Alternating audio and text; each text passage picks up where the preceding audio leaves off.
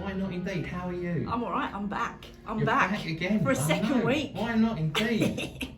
Why not indeed? It's all good fun. It is. It is, and I actually feel a lot calmer this time. And having listened to it back the previous time, I feel like saying to everybody in the good place of Brentwood and surrounding areas, don't tune out. This isn't the Peaky Blinders. I am from Birmingham, where I was, but I haven't quite lost that accent yet. So yeah. We love an accent on this show. Exactly. Yeah. We had Nasser Hussain from Bradford last week, and he was on. Well, I was just saying to you now that when I saw that you had Nasser Hussain on, I thought, crikey. Yeah. Crikey, what am I going to do? Then realising it was a different Nasser Hussain. Different one. Yeah, Nasser Hussain. Yeah.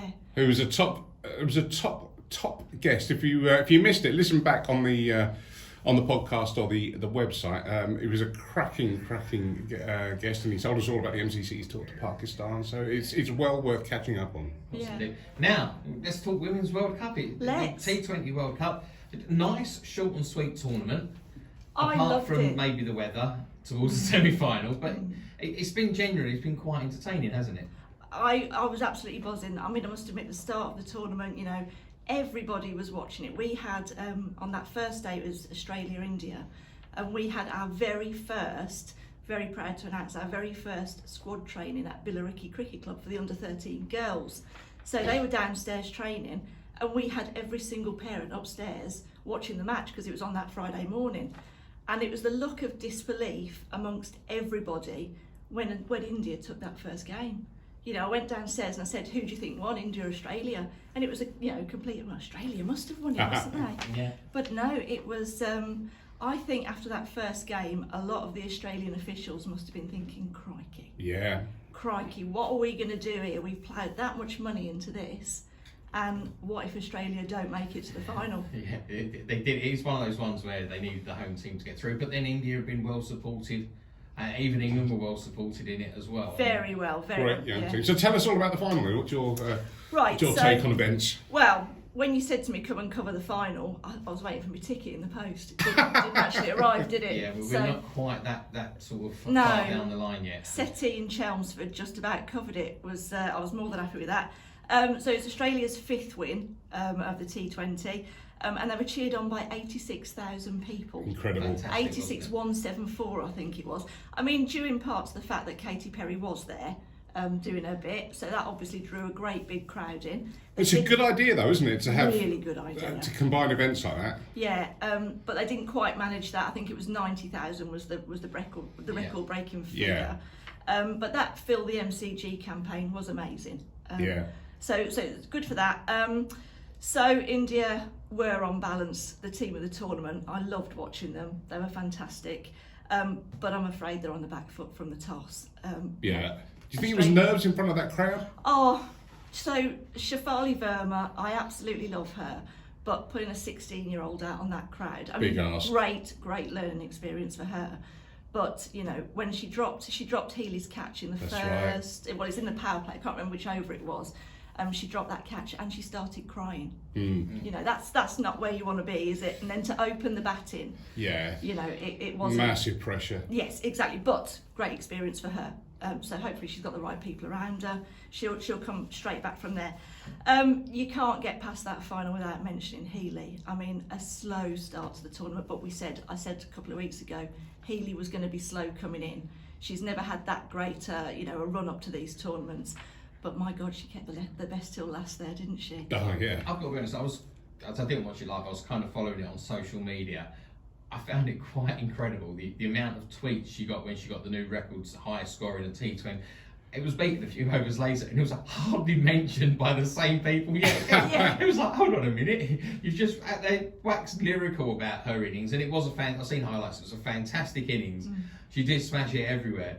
Yeah, Mooney went on to get the unbeaten 78, and she finally got a mention that she didn't got the record score. It was quite. It was, just like, hold on a minute. But the thing is, with Healy, of course, I think she got 3 sixes in one over. Yeah. Consecutive sixes, wasn't it? Yes, something like that. And it was 75 off 39 balls. Yeah. I mean, I think Mooney was 78 off 54. But I mean, obviously over a longer span. And in the post-match interview, Healy did thank Mooney for putting her on that strike. Yeah. But definitely Australia went out there to try and intimidate those bowlers in the power play. That was that was their match, to go out there and do that. One thing I do want to pick up on though, and if we talk about the girls' game in Essex generally, and what we could learn is, there's that saying, isn't there, that batsmen will win you matches, bowlers will win you tournaments, but for me, fielding can win or lose a game. Yeah. And catches win matches. Exactly. So I'm huge in our training sessions on fielding. That's got to be the most important thing. And for this game, Australia brought their A game. I mean, those catches that Jonathan did from the back of her head were just amazing. Whereas India, they didn't. It was probably their worst fielding performance they've had. I really like the fact that, the Australian players still, they're like these athletes, they're like predators. They come in on you. That's a good analogy, because that's what it looked like. It did look like, they were like a pack, and they were hungry and sensing prey. The one thing I will say is I think the level of professionalism of the Australian women's game showed through in the end. Yes. That was, how professional they are, how well drilled they are. I think that, that towards the end got them through. They were by far and away, they'd done the professional thing. They got on top of sides, put their foot on the throat and throttled them. It probably was that. For no nice way of putting it, that is what you do in sport. When you get on top of someone, you put your foot on your throat, you throttle them. They finished them off. I mean, unfortunately for a final, it wasn't quite the spectacle you wanted. I mean, watching it with my 13-year-old daughter, as soon as they came off 184 runs, I mean, even halfway through that innings, my daughter just said, their heads have gone down. Yeah. They're not enjoying it. Yeah. England, I think England would have been very different. Yes. In that circumstance. Because England have also got the experience of being there, I think, and stuff like that. Yeah. I think England would probably have beaten India in the semi-final for the same reason. Yeah, you touched upon we can go back to the semi-final, but I mean, what a farce, what an absolute farce that semi-final issue was. Unfortunately, the rules were there before it even started. I don't think that'll happen again. This is the problem. It's the same as anything. The rules are often in place before you start these things. And it's like the Super Over in the World Cup last year. For whatever reason, the rules were already there. Everyone knew what the rules were. So. And they'd have all had their Apple phones to know it's going to rain on that day, wouldn't they? Yeah. I think the one disappointing thing, as you say, with it is there wasn't necessarily the reserve day. I know it was logistically, it would have been a bit tight. They might need to look at it. Do they do a finals day a la what's happened previously with the two semi-finals, then the final? Could be, that would fill the stadium, wouldn't it? You imagine if they'd have done that. That would have been brilliant, actually. Why didn't they think of that? That could have easily resolved a lot of the problems. I know it makes it a long day. Logistics again about having a big crowd in there for so long, etc., not planned, but. Yeah. But it is what it is. The final. I mean, watching Australia play was, they certainly saved the best till last. But for India to chase 184 runs, that would have had to have been the highest score, I think, to beat in the women's game. That's right. So they had to go out fighting. They couldn't be sort of slogging them for the, or tapping them for the ones. They had to be slogging them. And then poor old Shefali came. Yeah. Again, it's one of those ones. Had she have come off, she goes out there. Had she have come off, it could have been a different story. And that was, she came off enough times that gave India those starts. And that was that's all what it was about. Their game was based on it, and she is a star in the making. I think we'll hear more and more and more of her. Do you know her story? Actually, it's quite interesting. So I think she watched Tendulkar at the age of about 10, something like that. Was completely inspired by watching him. But of course, in India, the girls' game, you don't play cricket.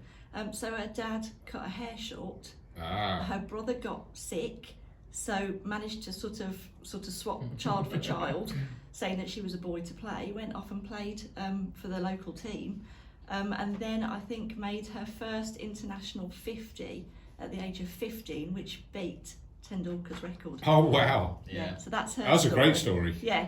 So and telling that story to some of the girls at Billericay, they all came away thinking, I'm 13, I've got a shot at it here. But actually, it does prove from the how much Indian cricket has come forward in the last 5 years, and the fact that 5-6 years ago there was an Indian women's team, but it really was very much frowned upon by most of India, and it was looked at as a bit of a. I think that's what NASA was hinting on or talking about last week in Pakistan. I think there's been a big sea change in the subcontinent about attitudes to cricket, attitudes to international cricket attitudes to women's cricket, and I think from what he was saying about how Pakistan has changed in the 10 years since they've been excluded, I think we're seeing this is a good example of how India's progressed. Yeah, exactly. I think, did I read somewhere that they've only got 4 women's teams in India? I think so. So similar story. Yeah, if you look at how much money Australia has pumped into the game, and now England are pumping into the game, you know, it's not going to take a lot for India to catch up pretty quickly with the same amount of investment, which I think is there. And the amount and how the game is loved in India. Yeah. You know? Oh Exactly. yeah, exactly. And then, you know, that's a young team. I mean, there was Jemima Rodriguez is 19, I think. But there was another. Who was the other 16-year-old that came on for concussion? Gosh. Yes. Gosh. Can't remember her name. Yes. Yeah, exactly. So, you know, 2 16-year-olds, a 19-year-old. Yeah, exactly. Future is amazingly bright for these girls. I think so. I think, you know, like you say, a bit of investment, a bit of nurturing. And they're going to be there. There's some theory there, isn't there, about India not quite being there for the final because of that 8-day delay, or that 8 day when they didn't play a match, or something like that. Right. When the semi-final Didn't help them. was knocked on the head, they couldn't get in to play a sort of competitive match, so that might be a factor. Right. Okay. Yes. So, in the end, a deserved victory for Australia. I don't think it was deserved. Okay. Really, no, not really. I think the first game they lost, the second game they just about scraped. You know, they pulled it together in the end, but I'd like more of a Are you fight. saying that England would have deserved it? Do you know, I felt in a way Heather Knight was robbed. I thought Nat Siver had an amazing game, one of the last games. Yeah. Look, she was probably one of my stars of the show, actually. Always love watching Catherine Brunt because she always brings it. But I felt that Sophie Eccleston was robbed of that bowler of the tournament, really. She was going great guns. So, hot on the heels of this success, I mean, I think you can't deny it's been a very successful tournament. And we're now seeing the spoils of this success with the announcement that quite a few of them are now appearing in the 100 this summer in England. Possibly appearing in the 100. Yes, everything else. We'll discuss that side of things a little bit later, but you know, it is good to see, isn't it? Beth Mooney, Ashley Gardner, Nicola Carey have all signed up for Welsh Fire, Birmingham Phoenix, and Carey is going to be joining Alyssa Healy at the Northern Superchargers. I know, how exciting. Really. Good. I know that we're not really supposed to talk about the 100 so much. Yeah, we can. Of course we Look can. at you know. No, I mean, you know, listen, at the end of the day, the 100 is going to be a big debate whether people like it or loathe it, and people seem to be in either camp. It's very much a Marmite competition. Well, also the fact that the women's tournament winners will be given the same prize money as the men's tournament winners. I know the wages is a different thing, but you know, there's progress.